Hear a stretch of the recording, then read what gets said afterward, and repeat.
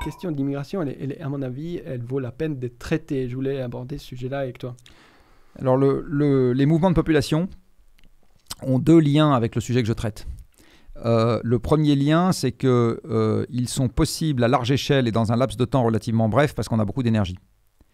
Quand les gens n'ont que leurs jambes pour marcher et qu'il faut qu'ils trouvent de quoi s'alimenter tout le long de leur trajet jusqu'au moment où ils vont dans l'endroit de destination, les mouvements migratoires sont beaucoup plus lents et globalement moins massifs.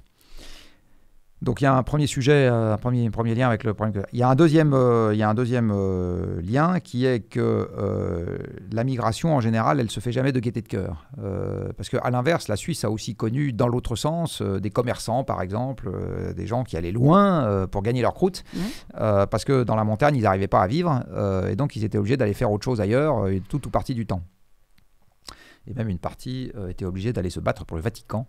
La fameuse garde suisse, qui est encore d'ailleurs. Oui, je sais. Les gardes du pontife sont suisses. Donc, tous les peuples ont réagi de la même manière. Historiquement, en général, ils bougent quand chez eux, ça se passe pas bien.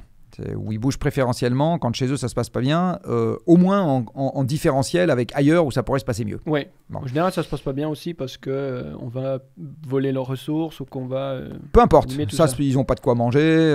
En général, quand il y a une insuffisance alimentaire quelque part, le système politique est jamais extrêmement libéral, jamais extrêmement sympathique, jamais extrêmement... Enfin, tout ça va ensemble. Souvent extrêmement à la botte de l'Occident. Ça c'est la version récente, mais historiquement ça n'a pas toujours été comme ça. Mais d'une manière générale, les troubles politiques et les insuffisances de ressources vont souvent ensemble. Et les guerres aussi. Alors donc ces gens-là, donc en gros le début de la pression migratoire, c'est-à-dire le fait que les gens arrivent quelque part, c'est qu'ils sont partis de quelque part, et le changement climatique va augmenter le nombre de gens qui vont vouloir partir de quelque part. Parce qu'il y aura une inadéquation croissante entre les ressources disponibles localement et la population présente localement.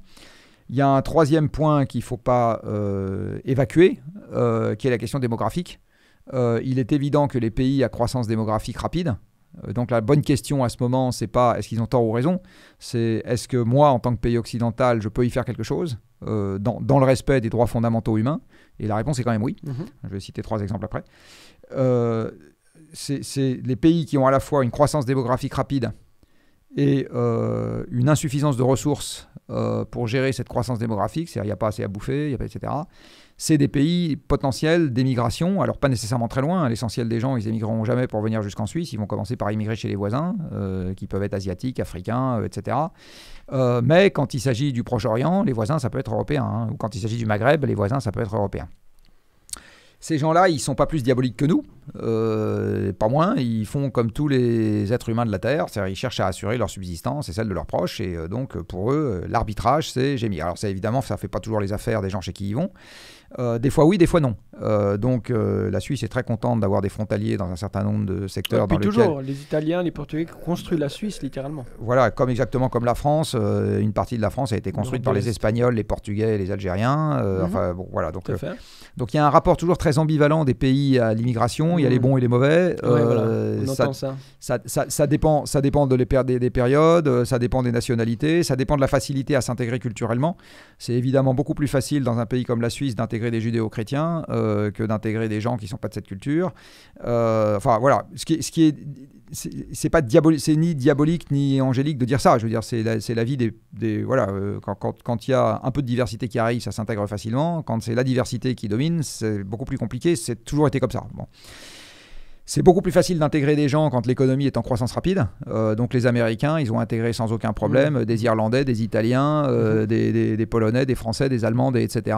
Tant qu'ils zigouillaient les Indiens pour faire de la place, il y avait la place d'accueillir tous ces braves gens et ça a fonctionné assez longtemps comme attelage. Donc tout ça est vraiment... c'est vraiment une affaire de rapport entre la taille des gens qui arrivent quelque part, qui eux-mêmes dépendent du changement climatique, et la taille des ressources disponibles localement pour les accueillir, qui dépendent aussi du climat et de l'énergie, puisque l'énergie conditionne la prospérité économique et l'accès aux ressources. Donc l'équation énergie et climat, elle est au fond centrale dans la façon de prendre le problème de l'immigration. C'est absolument évident. Donc ce que tu es en train de dire, si je résume, c'est que si on travaille avec force sur le climat maintenant, on aura moins de problèmes d'immigration. Ah bah ça y contribue, c'est évident. Pour diminuer la pression migratoire, elle s'obtient de deux manières. Elle s'obtient en minimisant la quantité d'emmerdements que les pays d'émigration vont devoir gérer. Et donc ça passe notamment par le fait qu'ils n'aient pas un problème d'insuffisance de ressources à cause du climat. Ouais. Et ça passe par une limitation de leur démographie. Et là, il y a 3 choses utiles que peuvent faire les pays occidentaux. C'est de consacrer la totalité de leur aide au développement à l'éducation des femmes, ou l'empowerment des femmes, pour être plus précis, parce qu'on constate que ça baisse les taux de natalité. L'empuissancement, moi je dis. L'empuissancement, je trouve que le terme est barbare, mais on comprend bien ce que ça veut dire. Parce que de fait, c'est expérimental, ça baisse le taux de natalité. Ouais. La deuxième chose, c'est l'accès, alors là c'est dans les limites de ce qui est culturellement acceptable, mais aux moyens de contraception, voire à l'avortement. Alors ça c'est toujours des choses qui sont culturellement sensibles, mais de fait ça marche. Et puis la troisième chose, c'est les systèmes de solidarité. Parce que tant qu'il n'existe pas de système, par exemple, d'assurance maladie ou de retraite dans un pays, on compte sur sa famille pour s'occuper de vous si vous êtes malade ou vieux. Et à ce moment-là, la logique vous pousse à faire plein d'enfants pour assurer vos vieux jours. C'est votre retraite, quoi. Exactement. Votre capital retraite, c'est vos gosses. Donc, dans tout ça, c'est lent parce que ça suppose de toucher à des schémas culturels, que les gens doivent le faire parce qu'ils en sont eux-mêmes convaincus. S'ils le font sous la contrainte, c'est plus compliqué. Voilà. Mais donc il y a des moyens d'action directs et indirects. Et ce que les pays occidentaux qui ne souhaitent pas voir arriver trop de monde chez eux, ce qui est un sujet que je ne réfute pas. C'est-à-dire que, je ne sais pas où tu habites, mais enfin, si tout d'un coup, il y a juste à côté. 15 personnes qui disent « Tiens, on va venir s'installer chez toi, parce que chez nous, il y a des fuites d'eau, il fait trop chaud, il fait trop froid, etc. » Tu vas dire « Bon, une semaine, ça va bien, mais enfin, 15 en permanence, peut-être qu'on va discuter. » Bon. Donc, on a tous une tolérance à devoir partager notre espace avec une quantité considérée comme excessive d'autres personnes. On est tous faits comme ça.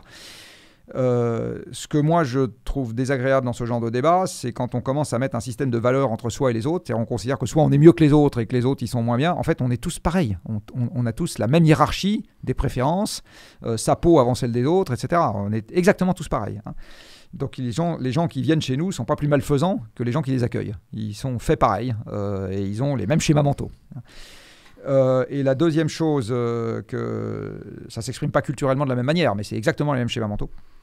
Et la deuxième chose, surtout, c'est que si on veut diminuer la pression, le plus utile, et de très loin, c'est pas de s'occuper de la barrière à l'entrée, c'est de s'occuper de la pression dans les pays d'émigration. Tout à fait.